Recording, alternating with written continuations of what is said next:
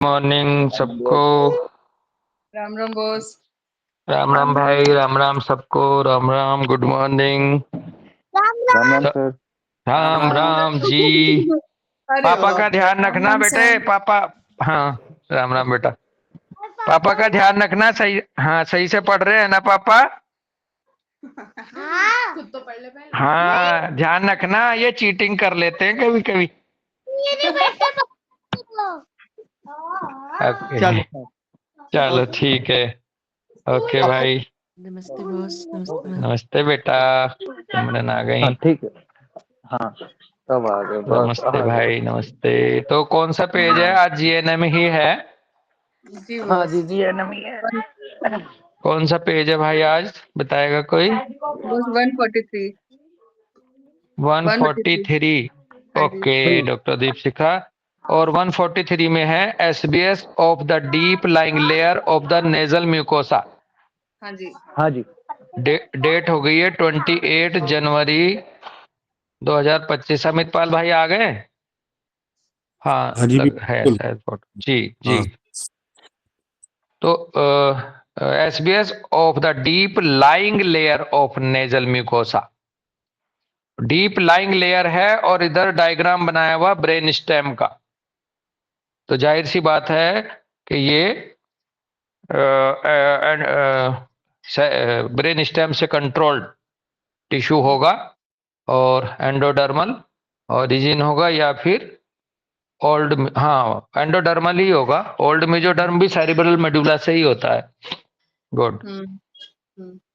इसमें कह रहे हैं purulent cold nose polyps suppuration of the sinuses, bracket में कह रहे हैं for example empyema of the frontal sinus, cold with yellow pus and suppuration of the sinuses indicate that either remaining pockets of endodermal intestinal mucosa or mesodermal connective tissue, bracket में कह रहे हैं lying underneath the epithelium are being degraded।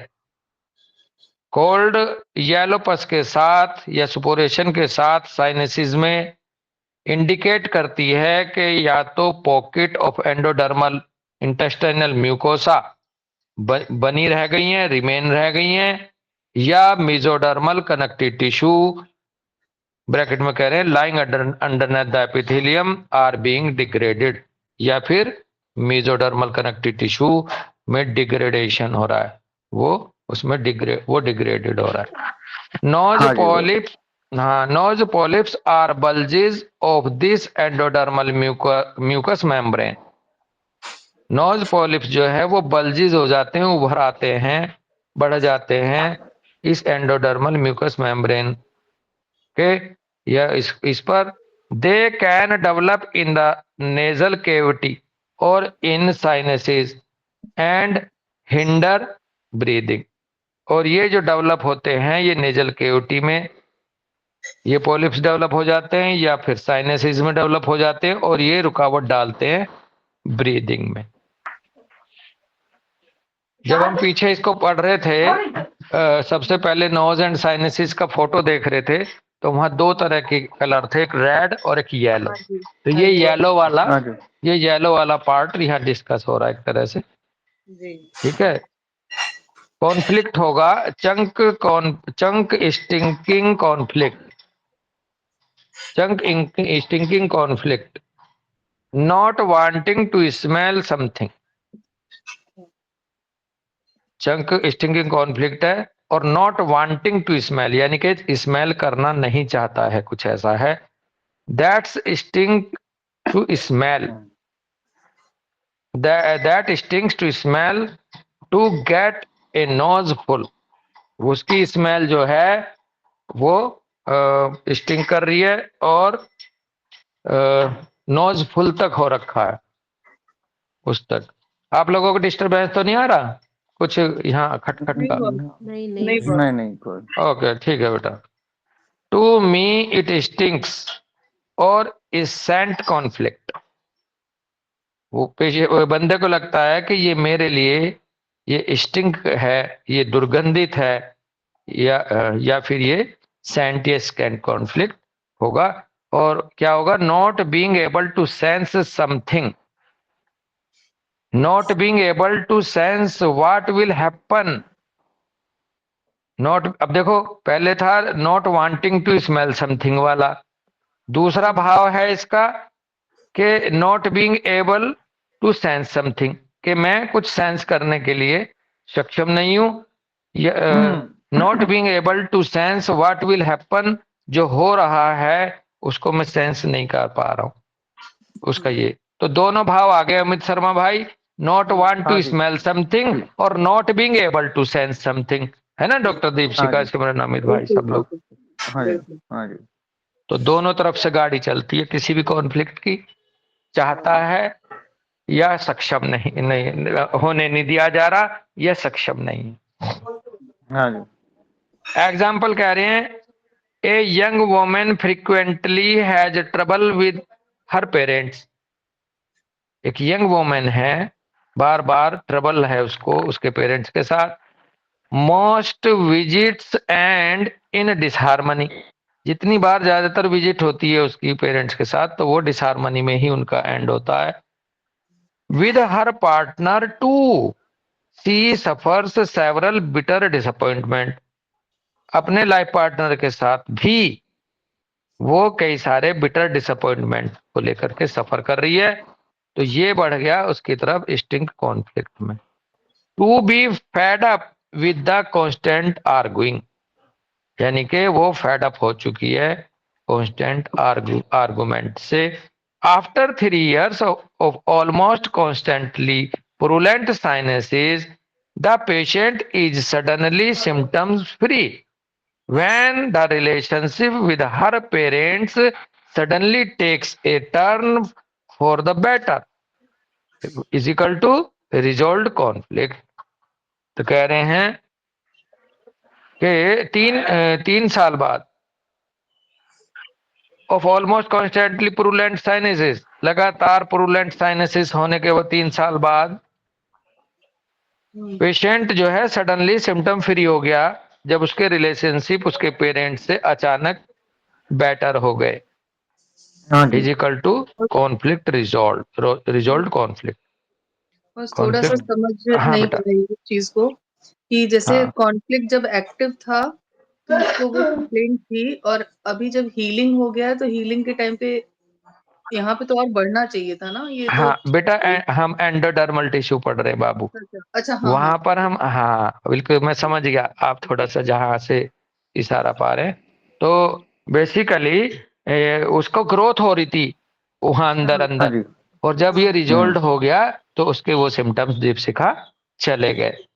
हाँ बहुत अच्छा आपने यहाँ इशारा दिया, बच्चों को समझ में आएगा, क्योंकि यहाँ एंडोडर्मल टिश्यू होने के नाते यहाँ उसके सिम्टम फ्री होंगे, और जो एक्टिव फेज में उसके वहाँ सिम्टम आ रहे थे एक तरह से। और हालांकि वो हैंगिंग टाइप का रहा, क्योंकि अगर वहां सुपुरेशन था ना डॉक्टर दीपशिखा, तो वहां पैरेलल हीलिंग भी चल रही थी, पैरेलल कॉन्फ्लिक्ट एक्टिव भी था। तो हैंगिंग हीलिंग में था वो बेसिकली। हाँ तो अगर नहीं तो वहां सुपुरेशन नहीं होती। अगर ऊपर देखें, अगर सुपुरेशन हो रही है, और बल्कि जो कॉन्फ्लिक्ट रिजोल्व होने के बाद जब हीलिंग में आता है ऐसा टिश्यू, अगर ग्रोथ हो गई होगी या ग्रोथ हो गई होती तो फिर वहां पस फॉर्मेशन भी अभी भी चलता। हाँ बस पुरुलेंट ही कह रहा है ना, वो पुरुलेंट के बाद में आ रहा है। हाँ नेक्स्ट एग्जांपल है, an executive staff member of A technical bureau must look on as her boss makes one wrong decision after the other and steers the company in the direction of bankruptcy। हाँ bankruptcy है बस। हाँ तो एक executive staff member है technical bureau का, वो ये देख रहा है कि उसकी जो बॉस है, हर बॉस फीमेल है ये, हर बॉस, हाँ हर है ना, जी, तो कोई फीमेल मेंबर है, उसके जो बॉस है वो एक के बाद दूसरा गलत डिसीजन लिए जा रहा है और उसकी जो कंपनी है वो बैंक्रप्सी के तरफ बढ़ रही है। निरी, STER का क्या मतलब होता है? बिल्कुल ऐसा कुछ। बस स्टेयरिंग जैसे निरा हो जाता है ना, स्टेयरिंग। नहीं, ना एक ना बार देख लो स्टेयरिंग बाबू, होते हैं देख ना लो। कि उनको उस डायरेक्शन में ले जाना। और स्टीयर्ड हाँ का एक मतलब बार, होता है किसी चीज, वाहन की गति की दिशा को नियंत्रित करना। मैं वही कर रहा हूँ ना, हाँ बस तो स्टेयरिंग हाँ, जैसे होता है हमारा, अच्छा स्टेयरिंग उसको जो उस गाड़ी का डायरेक्शन। होता है, हाँ हाँ जी, हाँ, उसकी कंपनी को स्टेयरिंग का मतलब ले जाना है। ले बस एक जाना है, हाँ, वही उसको वही है, उधर वैसा ही है। डायरेक्शन एक और देनी। स्थिति को बहुत बढ़िया। अपने नियंत्रण में कर उसके विकास को निर्देशित करना, वही हाँ तो वो भी हाँ, वो स्टेयरिंग करता है ना। डायरेक्शन में स्टेयरिंग अमित करता है। शर्मा ने बहुत अच्छा वर्ड उठा लिया वहां से। स्टेयरिंग, गाड़ी को स्टेयरिंग ही होता है जो गति तय करते हैं, हम उसकी गति की दिशा तय करते हैं। हाँ तो वो, हाँ स्टेयर, ये वो वाला स्टेयरिंग गलत वाला डायरेक्शन स्टेयर में से, ले जा रही थी। बिल्कुल। हाँ जी। तो उसकी कंपनी बैंक्रप्सी की तरफ बढ़ रही थी, ले जा रही। More and more customers turn away, ज्यादा से ज्यादा कस्टमर दूर हो रहे थे कंपनी से। Once a month she has a purulent nose and sinus infection, महीने में एक बार उसको प्रूलेंट नोज और साइनस इन्फेक्शन होता था। I am fed up with this mismanagement is equal to recurring sting conflict. मैं फेड अप हो चुकी हूं इस मिसमैनेजमेंट से, ये उसकी फील थी जो जो उसको रिकर करा रही थी, स्टिंग कॉन्फ्लिक्ट को रिकरिंग में डाल रखा था उसको। After the company goes bankrupt, the patient find herself an interesting new job. जब बैंकरप्ट हो गई आखिरकार कंपनी, तो पेशेंट ने एक नई बहुत ही इंटरेस्टिंग जॉब उसको मिल गई। ब्रैकेट में कह रहे हैं is equal to completely resolve conflict, conflict completely resolve हो गया। And from that point on has no more sinus infections, और तो उस पॉइंट से आगे उसको, उस समय से आगे या उसके बाद उसको कोई भी साइनस इन्फेक्शन नहीं हुआ। नहीं हुआ, हाँ जी बस। टिश्यू इसमें इन्वॉल्व हो रहा है, deep layer of the nasal and sinus mucosa brain stem से कंट्रोल्ड है और एंडोडर्म से बना है। तो एंडोडर्मल टिश्यू में जाहिर सी बात है सेल मल्टीप्लिकेशन होता है एक्टिव फेज में, और हीलिंग फेज में वो सेल डिग्रेडेशन होता है। हाँ जी। कॉन्फ्लिक्ट एक्टिव में यहाँ बता भी रहे, कॉन्फ्लिक्ट एक्टिव में increased functions, growth of a flat growing tumour of absorptive quality और a cauliflower shaped tumour of secretory quality nasal polyp. Basically एक बहुत देर से क्वेश्चन बार बार डॉक्टर सिमरन को, अमित पाल भाई को, सबको थोड़ा सा परेशानियां कर रहा होगा जरूर, कि उधर तो हीलिंग हो रही है, उधर सिम्टम नहीं आ रहे। तो यहाँ इंक्रीज फंक्शन ग्रोथ, एक तो फ्लैट ग्रोइंग ट्यूमर जो होता है एब्जॉर्प्टिव क्वालिटी का, इसमें बहुत ज्यादा वो नहीं होगा, इसमें डिस्चार्ज तक रहेगी, बहुत ज्यादा पस नहीं बनेगा। लेकिन अगर यहीं पॉलिप बड़ा हो गया तो वहां अच्छा खासा हीलिंग के दौरान सेल डिग्रेडेशन भी देखने को मिलेगा। और अगर ये एब्जॉर्प्टिव क्वालिटी का टिश्यू जब तक शामिल है, तो वहां डॉक्टर दीपशिखा, वहां थिक म्यूकस तक बात रहेगी जो बार बार आती रहेगी। समझ रहे हैं भाव? हाँ जी, जी जी जी। हाँ जी। हाँ, अगर वो कॉलीफ्लावर शेप का ट्यूमर ही बन गया अगर सेल डिवीजन के बाद, तो फिर वहां डिग्रेडेशन आके पस बात तक चलता रहेगा, यानी कि जब वो कॉन्फ्लिक्ट रिजोल्व हो जाएगा उसके कुछ दिन बाद तक भी वो रिकवर। लेकिन उससे पहले एक फेज फंक्शनल टाइप की ऐसी भी होगी जहां पर थिक म्यूकस सिक्रीशन तक बात रहेगी, जो वहां हाँ जी। बहुत जल्दी नजर आएगी। बायोलॉजिकल मीनिंग है with more cell in the mucous membrane being better able to analyze and or eliminate the smell। यह मकसद रहता है बॉडी का, ऑर्गेनिज्म का, कि म्यूकस मेम्ब्रेन में जो है ज्यादा से ज्यादा सेल्स को लाया जाए ताकि बेटर बना सके एनालाइज करने के लिए और एलिमिनेट करने के लिए स्मेल को। हीलिंग फेज में कह रहे फंक्शन नॉर्मलाइजेशन, वो जो फंक्शन वहां सेल्स के ज्यादा हो रहे हैं, बहुत ज्यादा बढ़े हुए, function normalisation, inflammation of the sinusitis. अब आएगा reduction of thickening of the mucosa और पॉलिप बाय फंगल और फंगी बैक्टीरिया।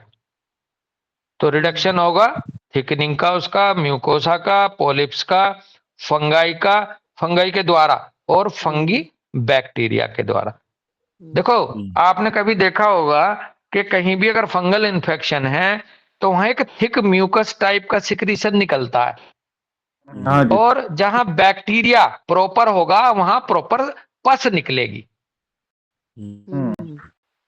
फंगल इन्फेक्शन और बैक्टीरियल इन्फेक्शन में अंतर यह है कि वहां, क्योंकि bacteria meant for degradation cell directly, हाँ जी। और जो फंगस है ये म्यूकस मेम्ब्रेन पर, इसका बहुत ज्यादा रोल होता है उसको, उसके फंक्शन को रीएस्टेब्लिश करने में। ये भाव आ रहा है, हाँ जी। आप लोग इसको एग्री करेंगे, मैंने पढ़ा नहीं है लेकिन हाँ भाव जी। मुझे उसका आ रहा है। क्योंकि हाँ जी। कहीं भी सेल डिग्रेडेशन में फंगस इन्वॉल्व नहीं है, बैक्टीरिया नहीं है, इन्वॉल्व है। हाँ बैक्टीरिया। हाँ जी। हाँ, लेकिन फंगाई के साथ बैक्टीरिया जरूर साथ देता है, लेकिन जब बैक्टीरिया का अपना प्रॉपर काम है वहां फंगस की जरूरत नहीं है। हाँ जी। वो इससे नेक्स्ट ले। हाँ बेटा। थोड़ा सा ये हम नहीं समझ पा रहे हैं, क्योंकि फंगस भी तो डिग्रेड ही करता है ना।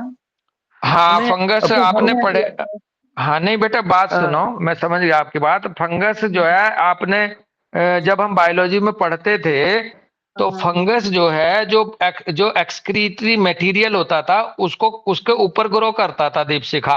हाँ हाँ हाँ हाँ और उस हाँ डेड टिश्यू के ऊपर वो एक तरह से लेयर के ऊपर ग्रो कर, जैसे रोटी है, रोटी है बस हमारी। पवन बस, हाँ भैया। हाँ मैं दीपशिक बिल्कुल सही बात है, ये उसको डिकम्पोज नहीं करता, ये उसके ऊपर हाँ ग्रो करता है। यहाँ पर हाँ बात आई उसको है कि ये सैनिटाइज सिर्फ क्या करता है, करेगा, सैनिटाइज। इसके अंदर से सिर्फ केमिकल या वो, हाँ वही बिल्कुल पस नहीं निकलता, इसके अंदर से वाटरी सोल्यूशन निकलता है जो सैनिटाइज करने के लिए आता है, वही हाँ बात ये बस। सैनिटाइज करता है और बैक्टीरिया उसको डिग्रेड करता है, डिग्रेड करते डिग्रेड हैं। करके, हाँ हाँ जी। डिग्रेड करके उसको सैनिटाइज करता है। और हाँ ये जी। मतलब डिग्री का अंतर है, क्योंकि हाँ जी। फंगस और बैक्टीरिया को अलग अलग हम समझेंगे दीपशिखा। जी जी तो ये बड़ा अच्छा सा लग रहा है मुझे उस तरह से समझना। और बल्कि हाँ जी। फंगल सिक्रीशंस में येलोनेस नहीं होगी, कम होती है। हाँ हाँ कम होगी, या light pale yellow, light yellow या येलो ना भी हो। हाँ जी। बहुत सही कह रहे हैं अमित शर्मा भाई, कम होगी या तो, हाँ। क्योंकि फंगी और जो बैक्टीरियल बैक्टीरियल वो हो रहा है इन्फेक्शन, वहां पस का येलो पस होना मिलेगा ही मिलेगा। ज्यादा दिखेगा। हाँ जी। हाँ जी। आगे कह रहे हैं दीपशिका क्लियर है ना बात? जी जी बॉस जी बॉस। हाँ पता मठारना क्या क्या क्या शो करता है? जी मठारना वो क्या शो समझ नहीं। करता है? रुक रुक रुक रुक। मठारना क्या होता है बॉस? गला गला पहले साफ मठारना करना, बताओ। गला साफ करने को मठारना बोलते हैं। हाँ सही कह रहे हो इधर। ये किस बात को शो करता है दीपशिका, पता है आपको? नहीं बस नहीं बात पता। गले से नीचे उतर रही है। या तो आपने अपनी बात को कहने के लिए गला साफ किया है पहले, हाँ हाँ या फिर गला साफ करके कोई सुनी हुई बात को आपने स्वेलो किया है। उतार रहा, हाँ उतारा जा रहा, तो इसलिए उतारा जा मैंने रहा, पूछा, नीचे मैंने उतारा कहा जा आप प्रॉपर तरीके से इससे एग्री हैं भी या अभी हल्का सा डाउट है, इसलिए मैं पूछा बेटा। बस हम ऐसा बिल्कुल। ऐसा मेरे दिमाग में इसलिए आया ना, क्योंकि जैसे बच्चों को पढ़ाते हैं ना, तो अभी हम क्योंकि बहुत छोटे लेवल पे का याद आया, तो इसलिए कि जो नेचुरल स्कैवेंजर्स होते हैं ना, वो हाँ लास्ट में माइक्रो ऑर्गेनिजम्स ही होते हैं जो डेड डिकेड टिश्यूज को डिकम्पोज करके उसको सॉइल में मिला देते हैं, और फिर जो फूड चेन ये चलती है ना, फिर वो हाँ वैसे चलती है। तो मेरे दिमाग में दीपशिका, वही चीज आ रही थी जी। दीपशिका बात हाँ जी। आपकी बिल्कुल सही है, लेकिन बॉस ने भी बिल्कुल उस हाँ, डेड हाँ। डिकम्पोज में भी फंगाई ऊपर ऊपर रहेंगे। हमारी बॉडी में जितनी भी चीजें हैं, ये आ रहा है तो नाक बह के आ रही है, ये कहीं भी फंगल इन्फेक्शन हो रहा है तो वहां पर देखोगे तो सिर्फ एक पानी पानी सा या हल्का सा लिक्विड सेनियस डिस्चार्ज होता है, चाहे वो स्किन के लेवल पर है, चाहे वो हेड के लेवल, हेड पे भी है, कहीं भी है। तो जब तक हाँ, फंगस हाँ है वहां पर सिर्फ थिक म्यूकस डिस्चार्ज है। जब वहां हाँ पस पड़ गया, जब वहां पस पड़ गया तो इसका मतलब वहां बैक्टीरिया आ गए, जहां बैक्टीरिया आ गया वहां पर पस्चुलर डिस्चार्जेस आ गए। जी, जी, हाँ। और इस एक बहुत और अच्छा एग्जाम्पल दूं मैं आपको, बिल्कुल बिल्कुल क्रूड एग्जाम्पल। जी। एक एक मकान है जिसको हमें हटवाना है, तो वहां दो तरह के ठेकेदार हैं। एक ठेकेदार तो केवल जो जो मलबा टूटा हुआ मलबा उसे उठा के डालने वाले होते हैं, और एक ऐसा ठेकेदार है जो उसे तोड़ेगा भी और उस मलबे को भी हटा देगा। हाँ। तो जो तोड़ेगा भी और मलबे को भी हटाएगा वो तो है बैक्टीरिया। बैक्टीरिया। जी। बैक्टीरिया। और जो टूटे हुए मटेरियल को केवल वहां से सैनिटाइज कर रहा है, क्लीन कर रहा है, वो है फंगस। बस फंगस। देखिए, हाँ हमें जी। ऐसे ही समझ में आता है, हमें अब जाके अच्छे से समझ में आया। हाँ नहीं, बिल्कुल हम भी ऐसे ही समझते हैं बेटा। तो इसमें कह रहे हैं येलो पस कोल्ड, ब्रैकेट में कह रहे हैं runny nose, probably fever and night sweating. अब यहां संभवतः फीवर और नाइट स्वेटिंग होगा। अब देखो एक पॉइंट और जुड़ गया, अगर बैक्टीरिया कहीं काम पे है तो वहां फीवर और नाइट स्वेटिंग का ज्यादा Night चांस है पॉसिबल है ना। हाँ जी। और जहां हाँ जी। केवल और केवल फंगाई काम पे है तो वहां हो सकता है नाइट स्वेटिंग या टेम्परेचर राइज ना करे। नहीं बस। हाँ जी। जी। हीलिंग क्राइसिस में कह रहे हैं पेन होगा, feeling of being cold, possibly chills. Healing crisis में पेन, ठंड लगेगी और संभवतः चिल्स चिल्स आएगी उस बंदे को। थेरेपी में कह रहे हैं the conflict is resolve, conflict is resolved, accompany the healing process. In the case of recurrence, find out what the conflict and or tracks are and resolve them. When the conflict resolution is not possible, nasal polyps above a certain size should be surgically removed in fundibulotomy because of respiratory obstruction। ये उनकी अपनी बात है। और ये कह रहे हैं कि यदि बिल्कुल ऑब्स्ट्रक्शन ही हो गया रेस्पिरेटरी, तो ये हमारे हनीमैन साहब की ऑर्गेनन का अगर वहां कोई ऑब्स्ट्रक्टिव पैथोलॉजी ऐसी होगी कि लाइफ थ्रेटनिंग तक बात पहुंच गई, तो वहां हम मदद ले लेंगे सर्जिकल मीन्स की, जहां रेस्पिरेटरी ओ, ऑब्स्ट्रक्शन तक बात पहुंच गई। हाँ जी। अदरवाइज हमें लेकिन वहां तक इसमें जाने की जरूरत होती नहीं है इन केसेस में, पहुंचने, है ना अमित। इन केसेस में पहुंचने नहीं देंगे बॉस। और देखो हाँ अब आप, हम लोग ना जैसे कल कर रहे थे, अब हमारी होम्योपैथी में इससे आगे हम लोग मेरे हिसाब से और यहाँ पर ही लिख लेना चाहिए कि हमारे को देखना क्या क्या है। ये अभी दोनों तीनों जो एग्जांपल आए, इसका मतलब डिस्कोर्स, फैमिली डिस्कॉर्ड, खाली स्किन पर नहीं, यहाँ पर भी element from Discord between family, element from Discord between head and subordinate, क्योंकि फ्रंटल साइनस है, तेरे में अकल नहीं है, तेरे बॉस ने उसको ऐसा कुछ कहा होगा, इस तरह के। और इसको इसी तरह के हम इस तरह से सोचना शुरू करें कि हमें कॉन्फ्लिक्ट भी तो निकालना है, हमें रूब्रिक तो कॉन्फ्लिक्ट ही बनाना है कि इसके दिमाग में क्या बिल्कुल चल रहा होगा, बिल्कुल। और इसी को क्रॉस रेफरेंस में जाएं, इसी के सब क्रॉस रेफरेंस को पढ़ें कि हाँ भाई इसका ये भी हो सकता है, एक पेशेंट इसको ऐसे भी फील कर सकता है, दूसरा ऐसे भी कर सकता है, तब हमारे को ये कंप्लीट हो जाएगा। कुछ भी ऐसा हो जो उसको पसंद नहीं आ रहा, जिसको लेके वो फेड अप हो रहा है, जिसको वो सेंस करना, उसको एक कहते हैं ना, एक आंख नहीं भाता मुझे वो, मैं हाँ वहां जी, रह रहा हूँ तो लेकिन मेरा वहां वहां जो है वहां का एटमॉस्फेयर मुझे बिल्कुल पसंद नहीं, ऐसा। मेरा कहने का मतलब ये है कि इससे अपनी रिपर्टरी को सब लोग मजबूत करें, इससे हाँ रिपर्टरी लेके बहुत आओ, रूब्रिक मजबूत लेके होगी, आओ, अमित पाल भाई हैं, है ना। डॉक्टर श्रेय और हैं। उसमें से फिर निकाल निकाल के और पलट के, जैसे आपने कहा ना, बस sensitive to certain person, sensitive to certain things, ये कुछ भी हम लागू को इसके साथ क्या चल रहा होगा भाई, वहां झगड़ा हुआ था उसके बाद से इसे दिक्कत हो गई, या क्या होता क्या है तुम्हारे को वहां पर जाते ही जो तुम्हें दिक्कत हो जाती है, घर पे जाते ही तुम्हें परेशानी क्या होती है, हाँ आपने उसे कैसे फील करा है ना। ठीक है। तो यहाँ रूब्रिक्स जो है वो इसके इक्विवेलेंट बिल्कुल आएंगे। नेक्स्ट सर हेडिंग है इसमें एक नोज। चीज पूछ हाँ रहा था भैया मैं सुरे सर, जी भाई। कि ये जो नोज पॉलिप्स में तो सर इन्होंने ये कॉन्फ्लिक्ट दे दिया, पर अगर यही नोज पॉलिप की जगह स्वरन टर्मिनेट्स हो, जो अंदर नाक के टर्मिनेट सूज जाते हैं, तो उसमें भी यही हाँ कॉन्फ्लिक्ट लगेगा, या फिर उसमें, क्योंकि ग्रोथ तो दोनों में ही हो रही है।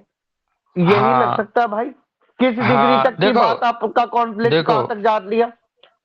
देखो हम्म। बात ये है उस टर्बिनेट में भी आप ये देखो कि जो अंदर का जो डीप लेयर की कहीं भी इन्वॉल्वमेंट है, चाहे वो टर्बिनेट्स में है चाहे कहीं दूसरी जगह है।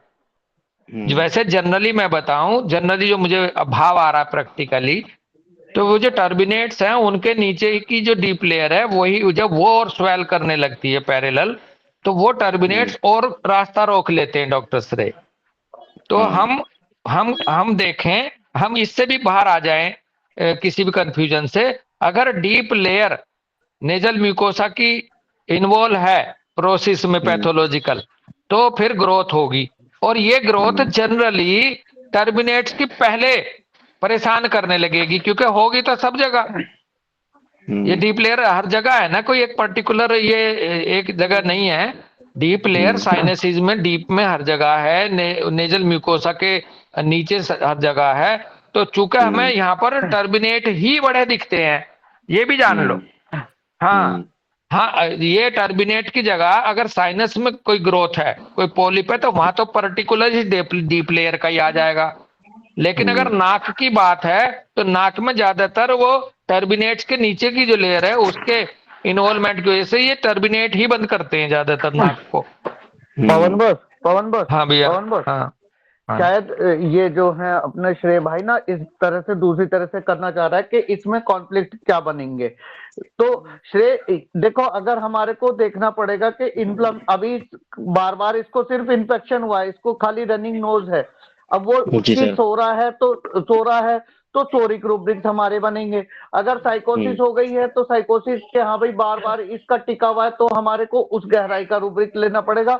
और अगर हमें पता चल चुका कि इसको बिल्कुल नोज ऑब्स्ट्रक्शन हो चुका है, तो कल भी अमित भाई ने बिल्कुल बताया था कि फिर हमारा डेल्यूजन जो आ जाएंगे ना, कि delusion being injured, delusion injury about to receive, इस तरह के हम्म। रूब्रिक्स आएंगे।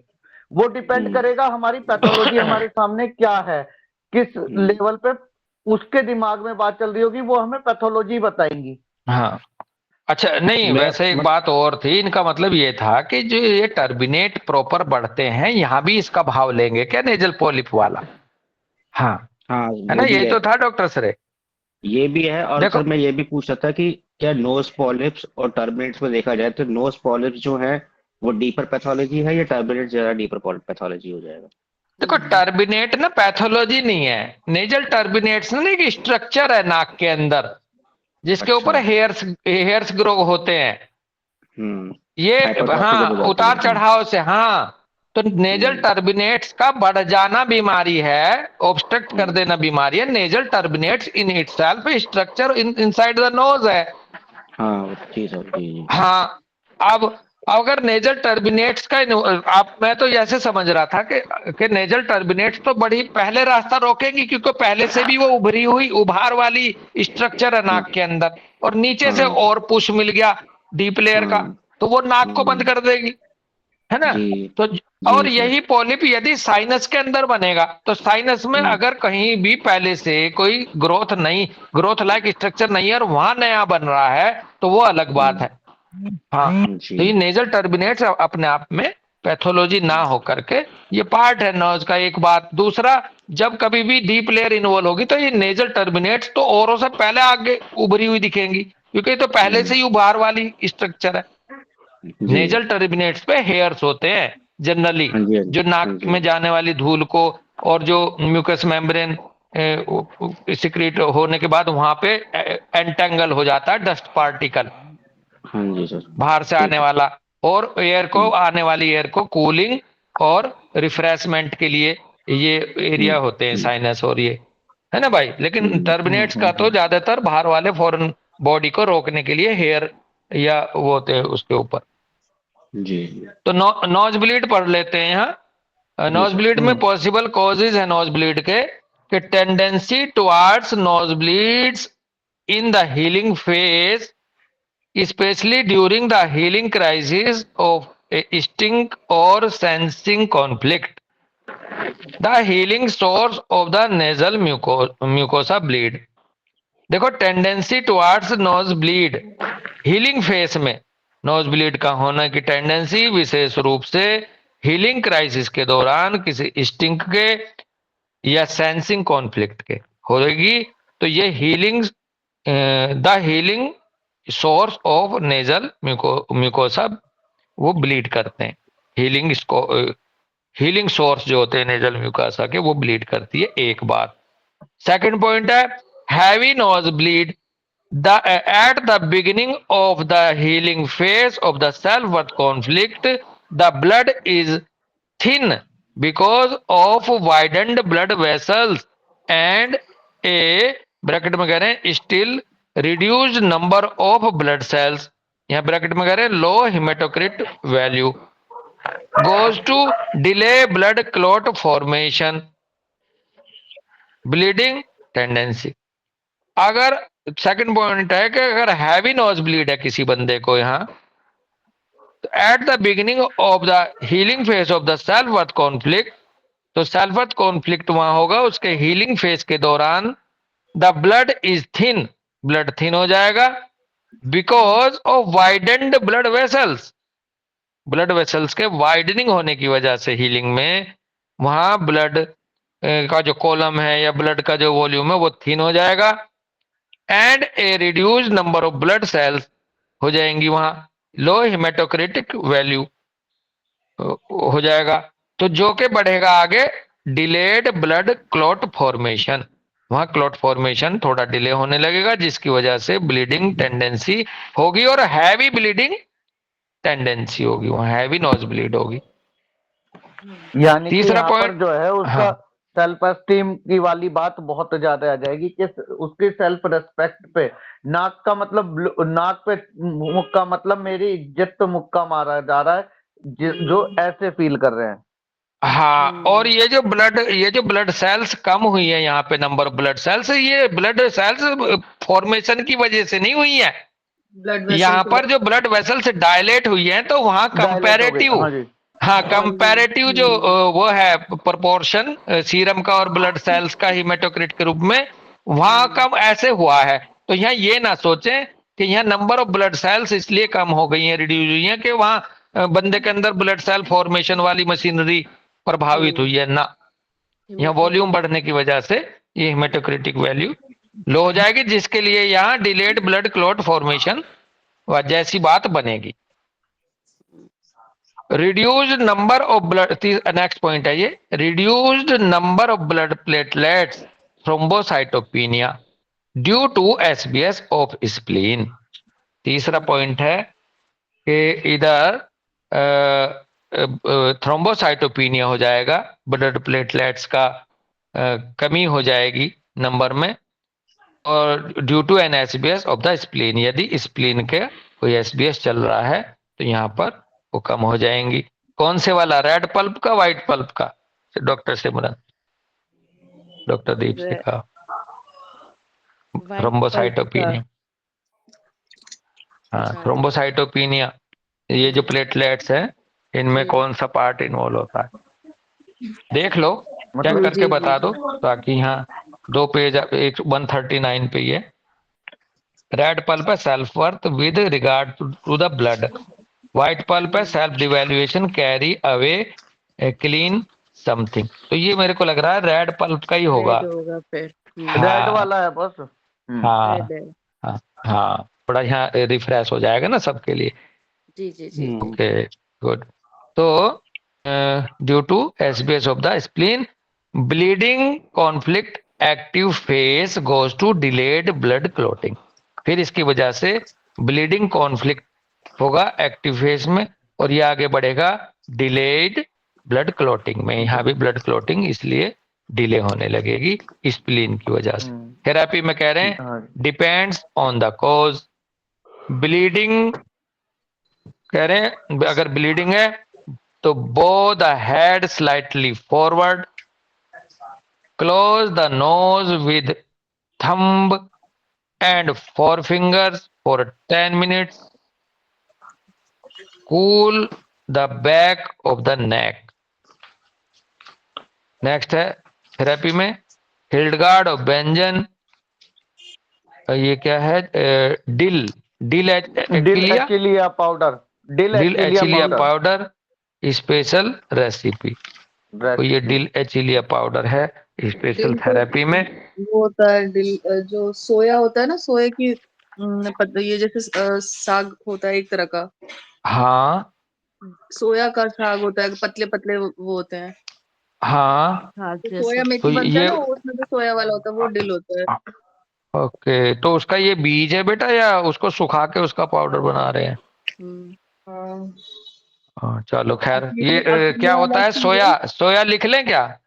क्या जी बता रहे थे बोलो। आप? सौंफ से बनता है बॉस। है बेटा? सोया पवन बॉस ये सौंफ जो वाला है। सौंफ होती है ना, सौंफ फैनल सीड, उसी से हाँ। सोया, हाँ जो ये हरी है वाली बॉस। सौंफ नहीं होती है, हाँ हाँ सौंफ हाँ, सौंफ। उसी का है। उसी की साग को सोया कहते हैं। इसीलिए ओके। जब नक्सीरी छूटती है तो कहते हैं सौंफ खिलाया करो, सौंफ की तासीर ठंडी है। हाँ अच्छा अच्छा, ठंडी है या क्लॉटिंग के लिए मदद करती है, जो भी होगा। हाँ जी, इसका चलो स्क्रीनशॉट मैंने आपको थैंक यू डाल डॉक्टर रहा प्रतीक जी, बहुत जी बहुत बॉस। धन्यवाद बेटा, थैंक यू बेटा इसके लिए। और आज यहीं रुकेंगे भाई, 8:40 भी हो गए। सबको जी सर। नमस्ते, सबको बॉस राम एक राम भाई, क्वेश्चन बहुत बहुत पूछना धन्यवाद। जय राम जी सर, जय राम जी। हाँ बेटा। बॉस, नमस्ते ये सर। जैसे कि जो कॉन्फ्लिक्ट हीलिंग फेज में जो भी मतलब सेल ग्रोथ होती है, तो ये जितने भी एंडोडर्मल टिश्यूज होते हैं उन सभी में मतलब हीलिंग फेज में मतलब जो सिम्टम्स एग्रीवेट कर जाते हैं, ऐसा होगा?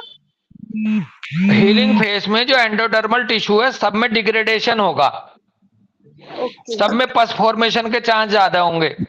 टीबी ज्यादातर एंडोडर्मल टिश्यू की होती है, ज्यादातर, है ना, बैक्टीरिया है ना टीबी का। तो बेसिकली थोड़ा सा यहाँ एक पॉइंट पे बात होएगी तब क्लियर हो जाएगा बेटा। एक दिन पहले भी हुई थी, 3 लेयर हैं जिनसे पूरी बॉडी बनती है। ये तो आप जानते हो, मैं केवल रिवाइज कर रहा हूं। एक्टोडर्मल, मिजोडर्मल और एंडोडर्मल, या फिर कह लो एंडोडर्मल, मिजोडर्मल और एक्टोडर्मल। अब ये जो मिजोडर्मल है ये भी 2 में टूट जाती है, ओल्ड मिजोडर्म, न्यू मिजोडर्म। और ये जो एक्टोडर्म है ये भी 2 में टूट जाती है, एपिडर है ना, न्यूरो एक्टोडर्म और बन जाता है। तो अब बेसिकली जो एंडोडर्मल लेयर से बने हुए टिश्यू शरीर में जहां भी हैं, वो कॉन्फ्लिक्ट एक्टिव में वहां सेल ग्रोथ होएगी, सेल बढ़ेंगी, सेल्स की संख्या बढ़ेगी एक्टिव में एंडोडर्मल टिश्यू की। और जब वो कॉन्फ्लिक्ट रिजोल्व हो जाएगा और बॉडी हीलिंग में जाएगी, तो वो फिर बैक्टीरिया और फंगस की वजह से वो वहां सैनिटाइजेशन होगा, डिग्रेडेशन होगा। तो इसलिए वहां पस बनती है, इसलिए टीबी आती है एक तरह से वहां। एक बात। दूसरी चीज, मिजोडर्मल टिश्यू जो न्यू मिजोडर्म है और एक्टोडर्म है, इनमें कॉन्फ्लिक्ट एक्टिव में सेल माइनस होगा, और जब कॉन्फ्लिक्ट रिजोल्व हो जाएगा तो वो जो सेल माइनस हो गई थी नेक्रोसिस के रूप में, उसका वो रैप्लिनिस होंगी, वो कहते ना वो वापस आएंगी, भरपाई होगी केवल उनमें। हाँ, तो ये हमें लेयर के हिसाब से पता चल जाता है कि कॉन्फ्लिक्ट एक्टिव में क्या होगा। एग्रीवेट करें तो हमें पेशेंट को मतलब शांत रखना है कि नहीं, ये कोई प्रॉब्लम नहीं है, हीलिंग के कारण हाँ, हीलिंग। अब हम ये देखेंगे बेटा कि symptom aggravate conflict active face में भी करते हैं और सिम्टम एग्रावेट हीलिंग फेस में भी करते हैं। तो हमें देखना होगा। हाँ, नहीं चैलेंजिंग कुछ नहीं है। अगर हमें पता होगा कि कहीं अगर एंडोडर्मल टिश्यू इन्वॉल्व है और यहाँ सुपुरेशन होने लगा, अगर कहीं एंडोडर्मल टिश्यू है और वहां सुपुरेशन होने लगा और वो थ्रेटनिंग नहीं है, तो वो हील कर रही है बॉडी अपने आप को, तो वहां हम होम्योपैथी से वहां जो हमारी राइट रेमेडी है उसके उसी प्रोसेस को और तेजी से एनहेंस करके सूदिंगली उसको सही कर देगी, मतलब हीलिंग में ले जाएगी, कंप्लीट हीलिंग में। और यदि एक्टोडर्मल टिश्यू का एक्टिव फेज में यदि अभी है तो वहां अगर वो आ रहा है तो उसके बाद फिर हीलिंग भी आएगी। हाँ, तो देखो सिम्टम तो कोई सा भी दे सकता है, एक्टिव वाला भी और हीलिंग वाला भी, है ना। तो हमें देखना है कि एक्टिव में हमें क्या कदम उठाने हैं और हीलिंग फेज में अगर सिम्टम आ रहे हैं तो वहां हमें क्या कदम उठाने हैं। और ये बिल्कुल भी मुश्किल नहीं है डॉक्टर प्रीति जी, चलते जाओ एकदम मस्त समझ में आने लगेगा। अमित शर्मा अक्सर बोलता है, अमित भाई कहता है कि भैया अगर हीलिंग आ रही है, या अमित पाल भाई, हम लोगों की सबकी बात होती है जितने हम इस लेवल पे हैं, तो अगर वो बहुत ज्यादा डिस्टर्ब नहीं कर रही है तो उसे चलने दो, वो अपना बॉडी ठीक कर रही है। जब से जीएनएम की नॉलेज हुई है, हाँ जब से जीएनएम की नॉलेज हुई है हम लोगों को, तो हमें इसका सहारा मिल रहा है डॉक्टर प्रीति जी बहुत, और बिल्कुल क्लियर हो जाएगा। हाँ चलो ठीक है भाई, यहीं रुकते हैं। ओके, राम राम भाई, राम राम। नमस्ते बॉस, राम राम बॉस, नमस्ते मैम। नमस्ते, राम राम, नमस्ते, राम राम सर। राम राम बेटा, नमस्ते बॉस। राम राम नमस्ते बेटा, राम राम जी, नमस्ते।